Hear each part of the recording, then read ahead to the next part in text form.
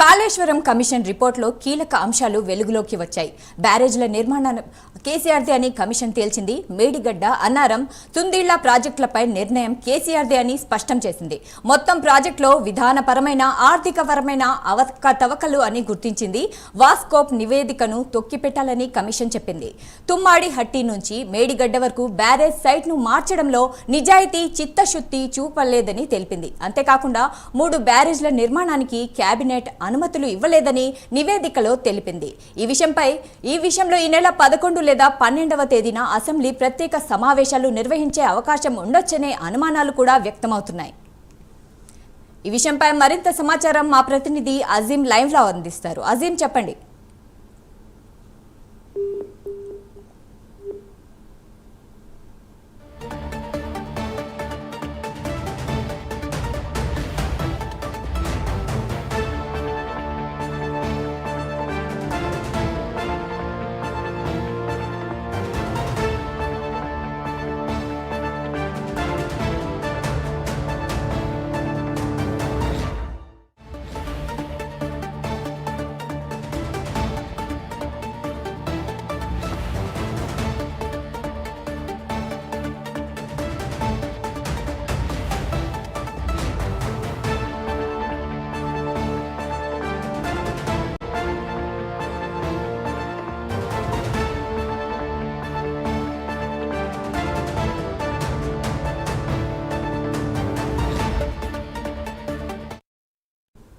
Kaleshwaram commission రిపోర్టులో కీలక అంశాలు వెలుగులోకి వచ్చాయి. బ్యారేజ్ల నిర్మాణ నిర్ణయం కేసీఆర్దే అని కమిషన్ తేల్చింది.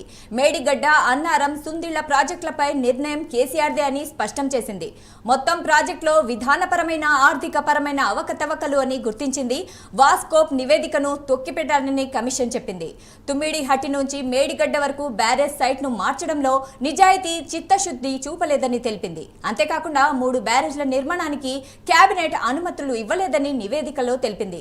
ఈ విషయంలో ఈ నెల 11 లేదా 12వ తేదీన అసెంబ్లీ ప్రత్యేక సమావేశాలు నిర్వహించే అవకాశం ఉన్నట్లు తెలుస్తుంది. ఈ విషయంపై మరింత సమాచారం మా ప్రతినిధి అజీవ్ అందిస్తారు.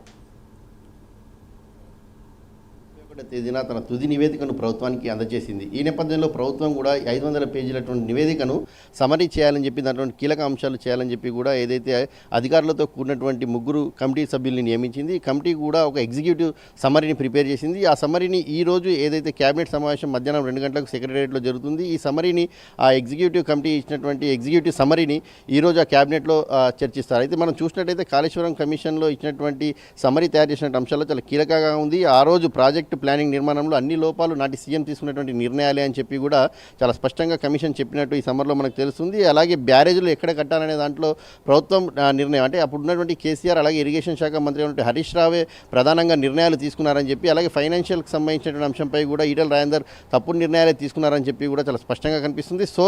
సోలో మ్యాన్గానే ఈ నిర్ణయాలు కేసీఆర్ తీసుకున్నారు. ప్రాజెక్ట్ నిర్మాణానికి సంబంధించినటువంటి తుమ్మిడిహట్టి దగ్గర కట్టేటువంటి అంశంలో ఎక్స్పర్ట్స్ ఇచ్చినటువంటి రిపోర్ట్ని కూడా పట్టించుకోకుండా పక్కకు పెట్టేశారని చెప్పి కూడా ఆ రిపోర్ట్లో చాలా స్పష్టంగా కనిపిస్తుంది. ఉద్దేశపూర్వకంగానే ఏదైతే ఆ నివేదికను కోల్డ్ స్టోరేజ్కి పెట్టారని చెప్పి కూడా చాలా స్పష్టంగా కమిషన్ తన నివేదికలో పేర్కొంది. ఇక కేబినెట్ అనుమతులు కూడా లేవు అని చెప్పి కూడా కమిషన్లో చాలా స్పష్టంగా ఏదైతే ఆ నివేదికలో చాలా స్పష్టంగా ఉన్నట్టు కూడా తెలుస్తుంది. ఇక మేడిగడ్డ, అన్నారం, సుందిళ్ల బ్యారేజ్లు కట్టాలన్న నాటి సీఎం నిర్ణయమే కమిషన్ పూర్తిగా తప్పుపడుతుంది ఇట్లా చూపెట్టింది. సో మొత్తంగా ఆ రోజు వ్యవస్థలో ఉన్నటువంటి వారందరూ, ఆనాడు ఉన్నటువంటి మాజీ సీఎం కేసీఆర్, అలాగే అప్పుడు ఉన్నటువంటి ఇరిగేషన్ శాఖ మంత్రి హరీష్ రావు, ఈటెల రాజేందర్, అలాగే అధికారులు స్మితా సబర్వాల్, ఐఏఎస్ ఉన్నటువంటి స్మితా సబర్వాల్, ఇక ఈఎన్సీ అధికారులు, వీరందరే దీనికి బాధ్యులని చెప్పుకుంటూ కూడా చాలా క్లారిటీగా వాళ్ళు చేసినటువంటి లోపాలను దాంట్లో కమిషన్ ఎత్తి చూపడం కూడా జరిగింది. మరి దీనికి సంబంధించి ఈరోజు క్యాబినెట్లో ప్రభుత్వం ఎలాంటి నిర్ణయం తీసుకోబోతుందని చూడాల్సి ఉంటుంది. దీనికి సంబంధించి అసెంబ్లీలో కూడా ఈ సమరీని కాళేశ్వరం ఇచ్చిన నివేదికను పెట్టి ఒక 3 రోజుల పాటు అసెంబ్లీ సమావేశాలు నిర్వహించాలని చెప్పి కూడా ప్రభుత్వం ఆలోచన చేస్తున్నట్టు మనకు తెలుస్తుంది. ఈ నెల 10 లేదా 11 నుంచి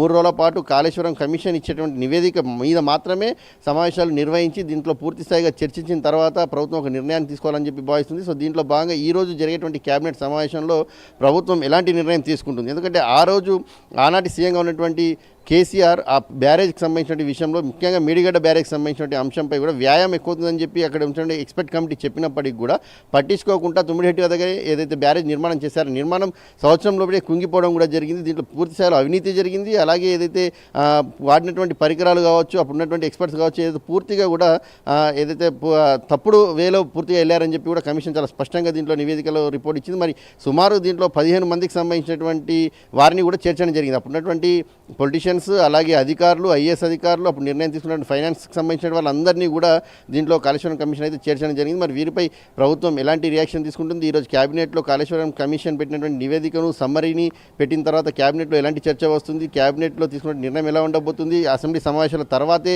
ఈ నివేదికపై ఒక చర్యలు తీసుకోవడానికి ప్రభుత్వం సిద్ధమవుతుందా, లేదంటే క్యాబినెట్లో నిర్ణయం తీసుకున్న తర్వాత వీరిపై ఏమైనా చర్యలకు ప్రభుత్వం దిగుతుందా, లేదంటే ఇంకా ఏదైనా విచారణ జరిపించి పూర్తిస్థాయి నివేదికను పూర్తిగా వారు ఉన్నటువంటి లోపాలను సాక్షులతో సహా ఎత్తి చూపి ప్రజల ముందు పెడుతుందా? ఇలాంటి అనేక అంశాలు ప్రస్తుతం రాష్ట్ర వ్యాప్తంగా కూడా చర్చకు జరుగుతున్నాయి. ఎందుకంటే ఆనాటి సీఎం పూర్తి స్థాయిగా తన మీదే బాధ్యతను ఏదైతే కమిషన్ తానే పూర్తిగా తీసుకొని ఆ ప్రాజెక్ట్ నిర్మాణంలో బాధ్యులుగా వహించాలని చెప్పి కూడా చాలా స్పష్టంగా చెప్పడంతో మరి బీఆర్ఎస్ శ్రేణుల నుంచి ఎలాంటి రియాక్షన్ వస్తుంది, బీఆర్ఎస్కి సంబంధించినటువంటి నాయకులు ఎలా మాట్లాడతారు, ఎలా రియాక్ట్ అవుతారు, వారు ఏ రకంగా దీన్ని సమర్థించుకుంటూ వస్తారు అనేది కూడా చూడాల్సి ఉంటుంది. పూర్తిగా అయితే ఈరోజు ఈ నివేదిక ఎగ్జిక్యూటివ్ సమ్మరీ ఏదైతే కమిటీ ఇచ్చిందో కమిటీ నివేదికలు అయితే పూర్తిగా కూడా ఆనాడు సీఎంగా ఉన్నటువంటి కేసీఆర్ మీద, అలాగే అప్పుడు ఉన్నటువంటి మంత్రుల మీద, ఈఎన్సీ అధికారుల మీద, స్మితా సబర్వాల్ ఐఏఎస్ అధికారి ఆ రోజు కూడా కాళేశ్వరం ప్రాజెక్ట్ నిర్మాణ సమయంలో దాంట్లో పాత్రగా ఉన్నారు. సో వీరందరిపైన కూడా కమిషన్ ఇచ్చిన నివేదిక ఆధారంగా మరి ఎలాంటి పరిణామాలు చోటు చేసుకుంటాయనే ఒక ఉత్కంఠ అయితే, ఆసక్తి అయితే తెలంగాణ రాష్ట్ర ప్రజలు నెలకొంది. మరి ఎలాంటి యాక్షన్స్ వారి మీద తీసుకోబోతున్నారని కూడా తెలియాల్సి ఉంది. సో